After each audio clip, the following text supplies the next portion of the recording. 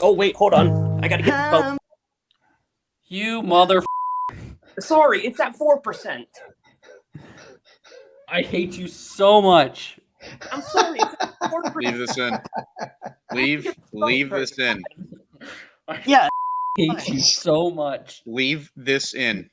I'm This is not what leaving it in. happens like Got the every temperature. day in Brian Nolan's world. I just want everyone to know this is like a normal experience in this world. This is Leave not it in. I crazy. want listeners to start like hearing like Massey's voice, and then they just hear Brian go, "Oh, oh, oh." Okay, we're all good. I hate you so much, Nolan. Carry on. All right. Are we ready, you highness? Should I get us another snack? No, I think I'm okay. Okay, now we're ready. We're all good now. It's time to move on to our YouTube portion of our show, youtube.com/frontstretch, and it's playoffs. Yes, we're talking about the playoffs. Playoff prediction time. So first, I'm going to pull up, since he's not here, Michael Massey's bracket for you. As you can see, he simply put, as I pull up what he said, he has, as I bring Brian Nolan back into the conversation, my name's Trey Lyle. We have Tom Bowles, we have Dalton Hopkins, and then we have Brian Nolan with us for our YouTube portion. We're giving our playoff predictions. First four out in the first round are Harvick, Blaney, Bubba, and Stenhouse. The next four out are McDowell, Bell, Logano, and Chastain. For the round of 8, we have Keselowski, Larson, Busch, Reddick, and his championship 4 are Chris Buescher, Denny Hamlin, Martin Truex Jr., William Byron, with good old Denny Hamlin capturing his first championship. Okay, that is Massey. So at M_Massey22 if you want to react to that. Moving on now is Mr. Brian Nolan. Your bracket.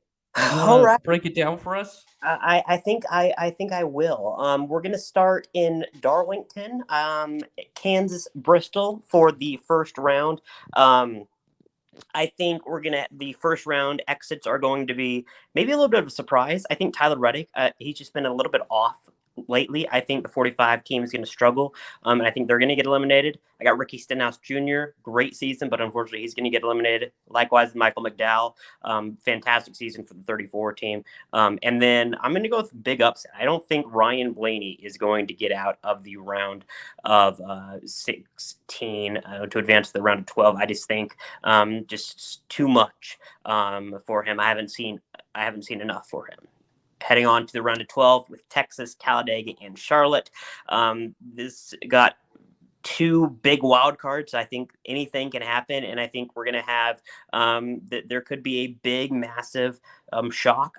I'm not going to project that, but I have Harvick getting eliminated, and his quest for another title ends in his final season. Joe Logano, the defending champion, he's going to be eliminated. No more wall riding for Ross Chastain. Doesn't even get the chance to. He's going to get eliminated. And then a fantastic season for Brad Keselowski. I do not think he is going to get it. But I do think his teammate is going to win the Charlotte Roval. That being said, let's move on to round number 3. This is the trickiest round because you got 3 totally different tracks in Homestead, Vegas, and then Martinsville, where at least 3 of these 4 guys could win. But unfortunately, I'm going to have to take Bubba Wallace. He's going to get eliminated. Kyle Busch, great season in his first season with RCR. He's going to get eliminated. Christopher Bell. This was the trickiest one that I had.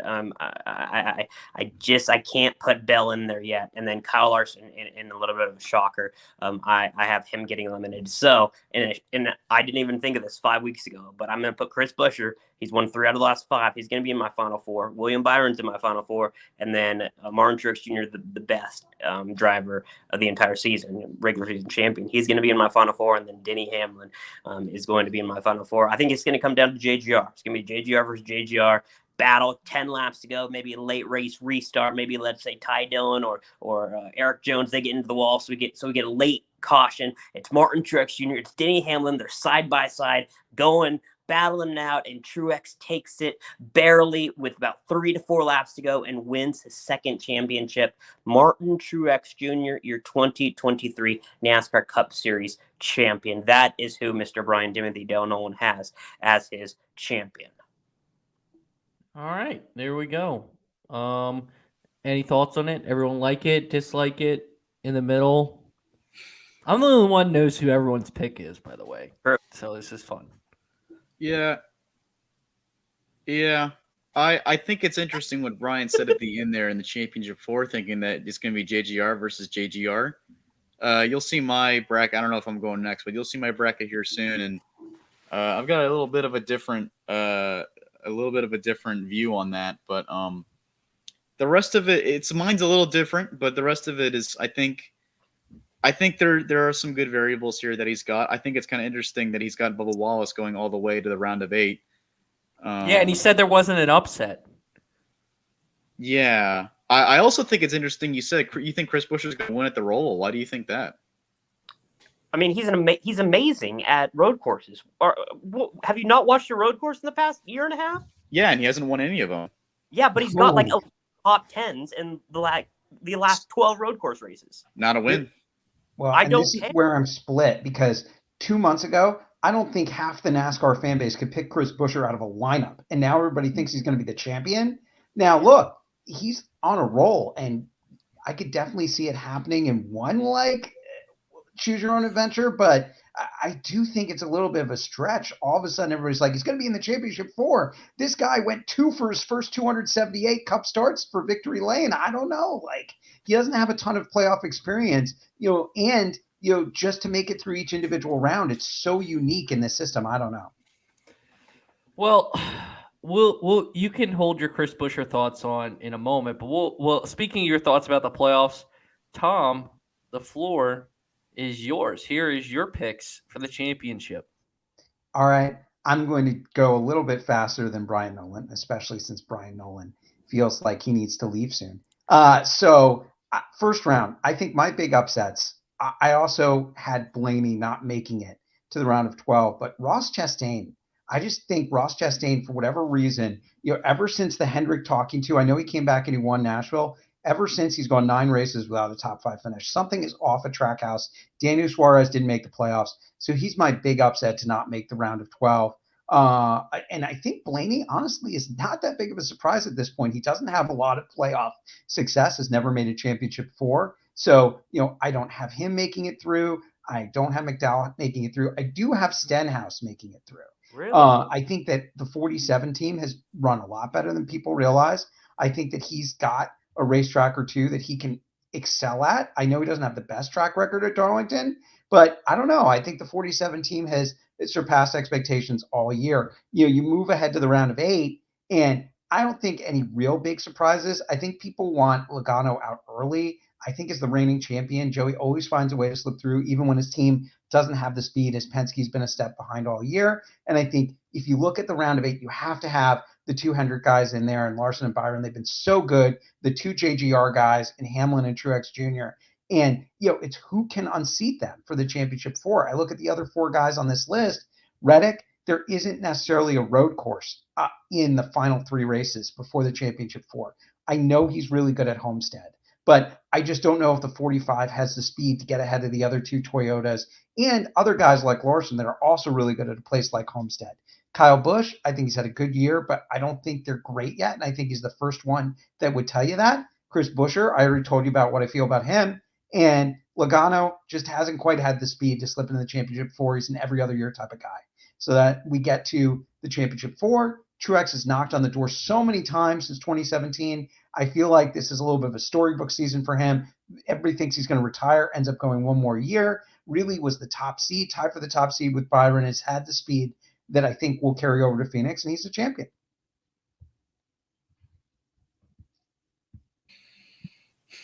Yeah, Tom, you're not going to like my championship pick. Yeah, I was going to say, someone who feels the opposite of Chris Buescher is Dalton Hopkins, as I show his now. Wow. I'll explain why. Wow. I'm not just spitballing. I'm not going off recency bias. I think there's a legitimate reason why he's going to be. Yeah, but I'll get there. So Wow. let's go in the round of 16 first. So I think the round of 16 is going to be pretty difficult for the Fords. I think Bristol is probably going to be their only saving grace, and more specifically, that's going to be RFK saving grace. So I don't think they're going to have any trouble there. I think I agree with everybody so far, except for Tom. Ricky Stenhouse, I think again, I agree he's had a great year. I think he's out early though. This is against the best 16 teams, and I think he's just like right there at like number 16/15. I think they've had a great year. They've improved a lot, but they're not quite ready to move on to the round of 12 yet. Then I have Michael McDowell out as well.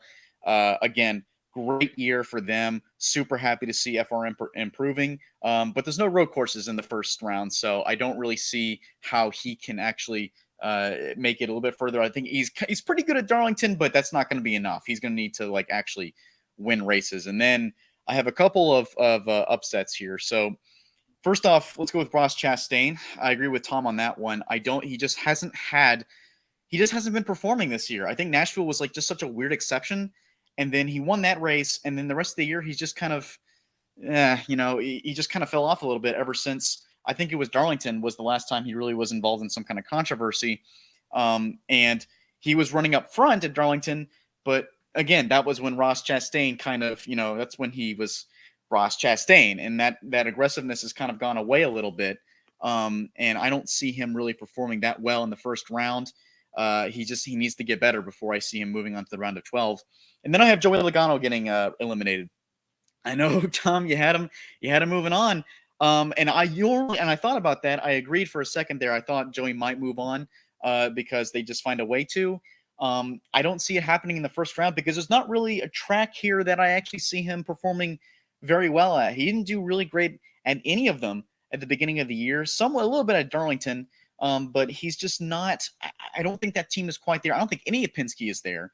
So we move on to the round of 12. I think Kyle Busch gets eliminated because, I mean, aside from Talladega, he hasn't been that great either recently, except for maybe Gateway. But then again, this is Kyle Busch we're talking about. But he hasn't really been part of the story recently. I think Christopher Bell gets eliminated. I know there's the Roval, but I think the round of 12 is going to be a round that the Toyotas are really going to suffer. And that's why my other one is going to be Bubba Wallace. I think he gets eliminated. I think Texas is going to be difficult for him. Talladega is going to take out. It's probably not going to end too well for him. I know he's a great super speedway racer, but I think that's where he got his first win, but that was a rain delay. And I think that Bubba is, he's good. I think he's good enough to make it past the round of 16, but I don't see him doing great at the Roval either. And then I've got Kyle Larson getting eliminated. Kyle's really not good at any of these three tracks. I know he's got success at Texas, but that's about it. I don't see him winning at Texas. I think that's going to be his only saving grace. I think he's not good at Talladega. He's not great at the Roval, at least in the next gen car. That's where he suffered last year. I think Kyle Larson gets eliminated. Not to mention, he's not as good. He's not as high up as I am comfortable with Kyle Larson being. I think that's going to be the upset there, and that's mostly because I think some other guys are going to win at the Roval, and that doesn't include Kyle Larson. And then we get to the round of 8. So I think Kevin Harvick, this is as far as Kevin Harvick goes. I don't really see him performing at any of the tracks. Maybe Martinsville he does well at, but I don't think he's going to need to win. I think he's going to need to win at that point. Not to mention he doesn't have the points either. He's going to need to actually be much better than the rest of the field. I don't see him being that much better than the rest of the field. He's been good this year, but not that good. Not like 2018 or 2019 or 2021, 2020 Kevin Harvick good. And then you have Brad Keselowski. I think Brad is good at Talladega. I think that's what's going to be his saving graces. I don't see him moving past Vegas, Homestead, or Martinsville. I think he'll be good in Martinsville again, but I don't think he's going to get the win there. I think Tyler Reddick's going to get eliminated. I need Tyler Reddick. I know he's good at Homestead again, but again, I don't see him quite winning there right now, just based off how this team has been performing for the last few months.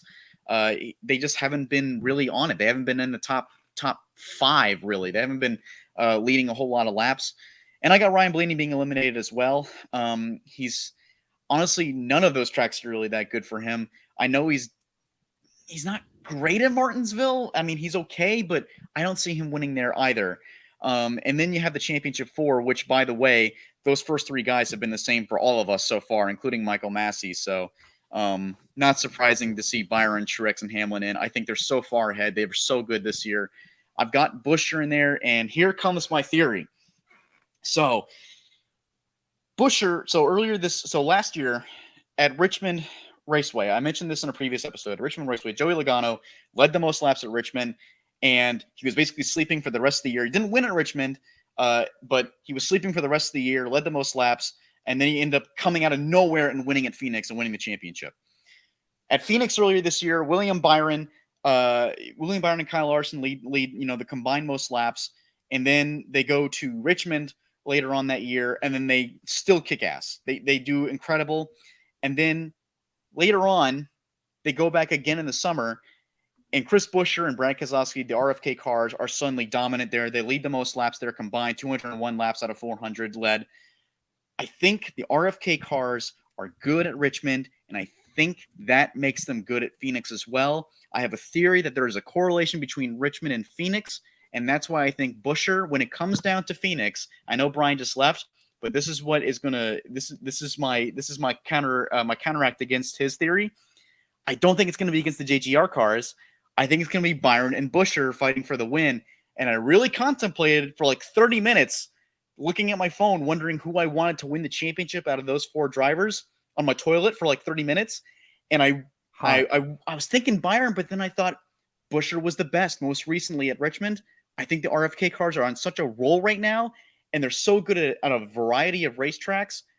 I like Buescher's standing at the moment. I think they've got the most momentum. I know people can call it recency bias, what have you, but there's no doubt in my mind the RFK cars have done nothing but improve. And that means not only is that team isn't just successful, they're improving. They're building upon their success, and now they're winning races, and they're only, I think, going to get better from here on out.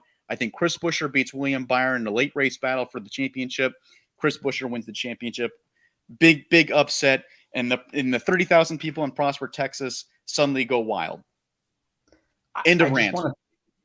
Listen, I think your theory is sound. I think it's going to go one of two ways. It's either going to go my way or your way. Just want to throw some things out to you.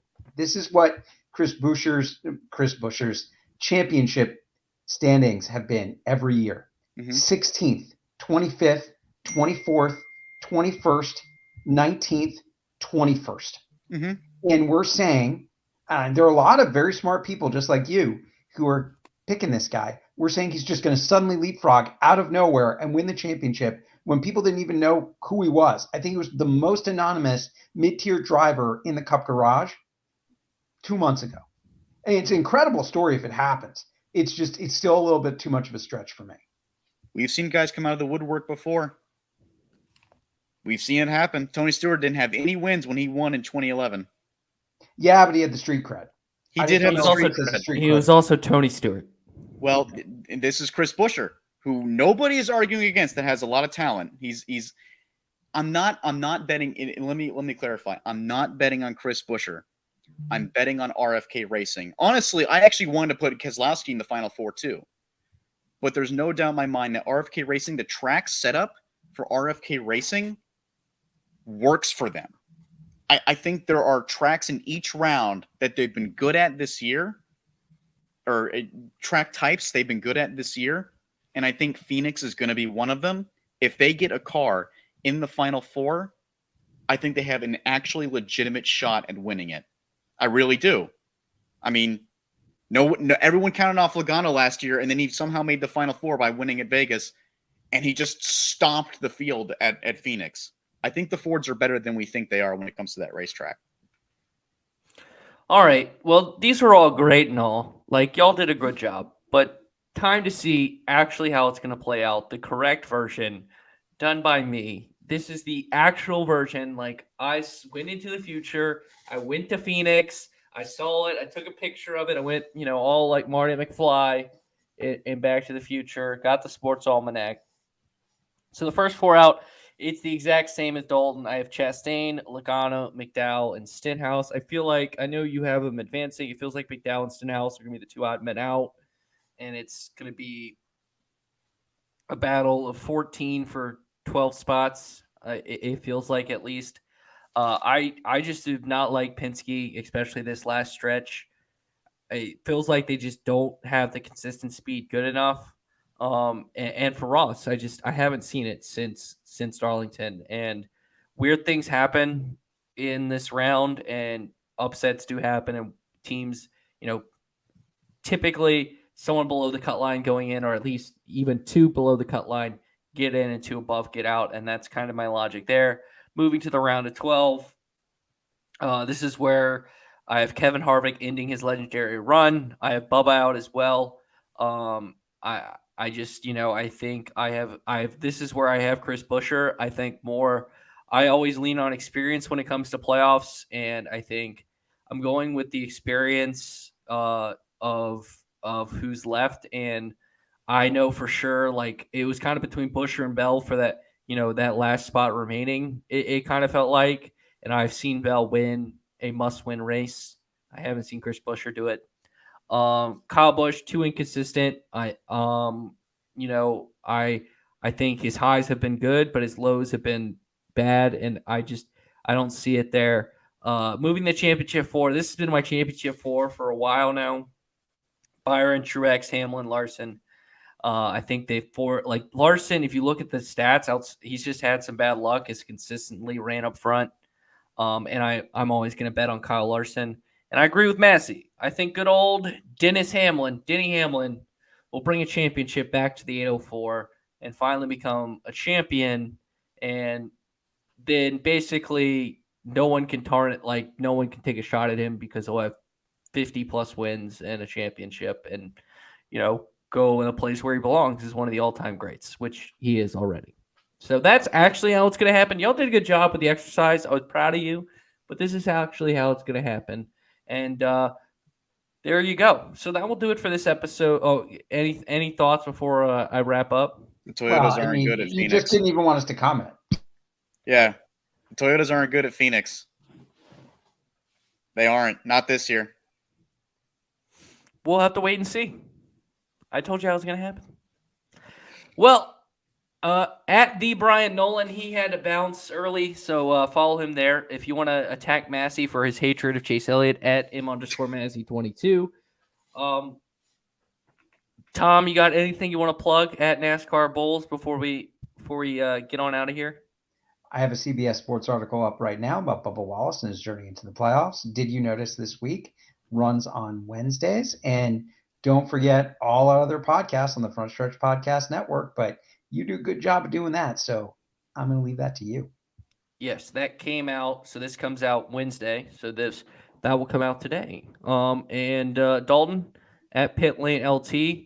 Anything you want to plug?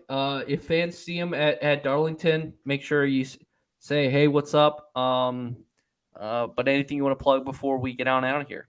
Yeah, check out our YouTube coverage from Darlington. You can also check out Thinking Out Loud. I put it out 2 nights ago. Yeah, 2 nights ago. No, I'm sorry. Last night I put out Thinking Out Loud, and it was Sunday night. Yeah, Sunday night. I forgot when this thing's coming out. It comes out Sunday out night. Wednesday. Yeah, put out Thinking Out Loud article. I put it out every Sunday night on the Cup Series race, just kind of like me ranting and raving about the Cup Series race and some of the events that occurred there. And you can give me a follow on Twitter. It's at PitLaneLT. That's at PitLaneLT. Go ahead and give me a follow if you want to see some of my fantastic content whenever I use Twitter. No Dalton Stat Corner this week. We saved that for his Twitter account at PitLaneLT. You can follow me at TreyLyleVT, TreyLyleVT. Week 1 of the college football, so go Hokies. As always, I just host podcasts and I edit podcasts. That's all I do. So I host this podcast. I edit, Bringing the Heat with Brian Nolan. That's coming out tomorrow on Thursday, so make sure you tune into that as well. All of our podcasts across the podcast network. Leave us that 5-star review. Please leave us a 5-star review and give us your thoughts. Thank you so much for listening to this episode of the Happy Hour Podcast.